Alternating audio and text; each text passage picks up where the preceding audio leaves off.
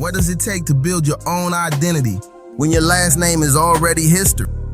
What does it take to command arenas when the world keeps comparing you to the biggest pop star who ever lived? And what does it feel like to dominate an entire decade of music, only to have one televised moment reshape how the industry responds to you? This is not a fairy tale about fame. This is a case study in discipline, in branding, in reinvention, in media pressure. This is the documented career of Janet Demita Jo Jackson. This story is based on publicly available interviews, chart records, historical reporting, and documented industry sources. While every effort has been made to maintain factual accuracy, some interpretations may vary depending on source material. This content is presented for educational and documentary purposes. If you value fact-based music storytelling without exaggeration, like this video and subscribe to MW1stop's Crowned Legends. Because here, we don't repeat myths. We analyze legacy. Janet Demita Jo Jackson was born May 16, 1966 in Gary, Indiana, the youngest of 10 children in the Jackson family. By the time she was old enough to understand what a stage was, her brothers had already become international stars as the Jackson 5. Her father, Joe Jackson, ran rehearsals with precision and intensity. Her mother, Katherine Jackson, grounded the family with faith and structure. But here's what often gets overlooked.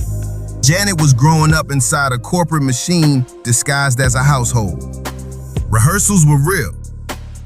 Contracts were real. Public image management was real.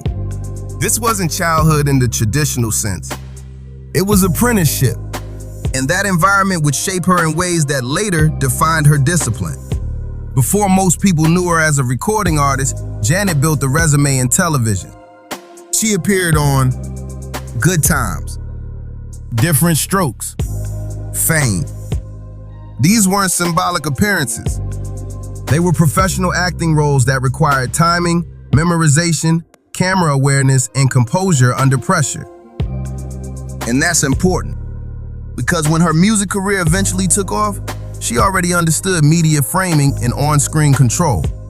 She wasn't new to the lens. She was trained by it. By the early 1980s, Janet had released 2 albums that did not achieve major commercial impact. Then came 1986, Control. Produced by Jimmy Jam and Terry Lewis, the album represented more than a sound shift. It represented a negotiation shift. She separated from her father's management structure and stepped into a new creative direction. And that matters, because in the mid-1980s, young female pop artists were rarely positioned as autonomous architects of their careers. Control changed that narrative. The album produced multiple top 10 hits. It repositioned her image.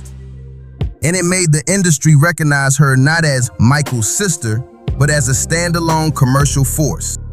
Important factual note: Janet did not personally win a Grammy Award for Control, but the commercial and cultural impact of the album was undeniable. The power dynamic had shifted, and for the first time, the industry wasn't looking at her family name.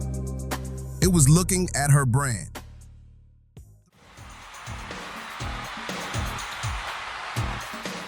After Control, the pressure wasn't just to succeed again. It was to prove it wasn't a fluke. In 1989, Janet released Rhythm Nation 1814, and this is where strategy became architecture. The album blended dance production with themes of unity, social inequality, and collective responsibility. It wasn't presented as political theory, it was packaged as pop precision. Visually, the Black military-inspired aesthetic created instant brand recognition. Choreography was synchronized. Camera angles were calculated. Messaging was consistent. And then came the Billboard milestone. Rhythm Nation 1814 became the first album in history to produce 7 top 5 singles on the Billboard Hot 100. That's documented chart history. 7 top 5 records from one album meant sustained dominance over time. Not just a hot quarter, not just a viral moment. It meant endurance in rotation. At that point, Janet wasn't just competing. She was structuring eras. A lot of artists peak once. Very few evolve without losing identity. In 1993, she released Janet. The tone shifted. More personal, more sensual, more self-defined. And commercially, it worked. Then came 1997 and The Velvet Rope. This project explored emotional vulnerability, mental health themes, and autonomy in ways that were candid for mainstream pop at the time. What's important here isn't just sales, it's range. She moved from militant choreography to emotional transparency and maintained audience engagement. Her tours during this period were among the highest grossing of their years, with elaborate staging and tightly rehearsed choreography reinforcing her reputation as a precision performer. She wasn't surviving trends, she was adapting within them. Then came February 1st, 2004.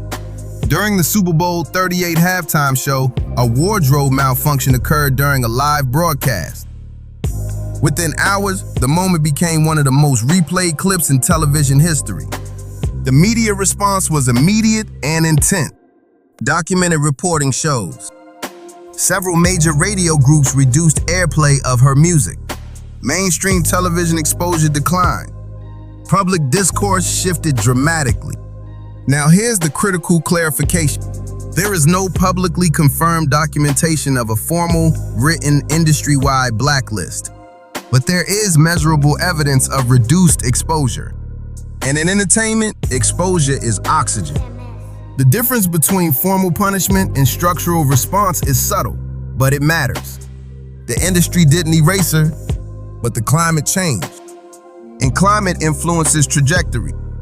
After 2004, the narrative around Janet shifted from dominance to controversy framing. But she did not disappear.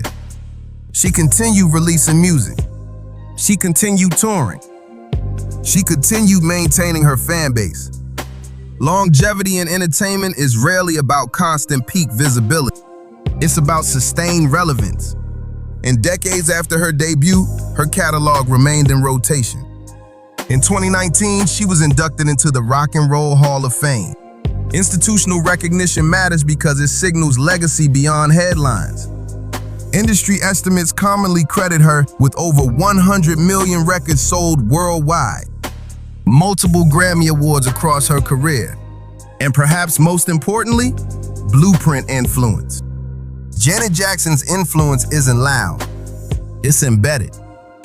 Modern pop performance, particularly female-led performance, carries elements of tight synchronized choreography, thematic visual eras, structured reinvention cycles, autonomy and creative branding. Those were not always industry defaults. They became standards over time. And standards rarely happen by accident. They happen because someone proved they work. Janet Jackson did not build her career on proximity to family fame. She built it on discipline, on controlled reinvention, on understanding how branding, choreography, production, and timing intersect. Her career includes dominance, controversy, resilience, recognition. From Gary, Indiana to global stages, her legacy stands independently and historically documented. If you appreciate fact-checked, pressure-tested music documentaries like this, like the video and subscribe to MW1stop's Crowned Legends. Because around here, we don't inflate legends, we document them.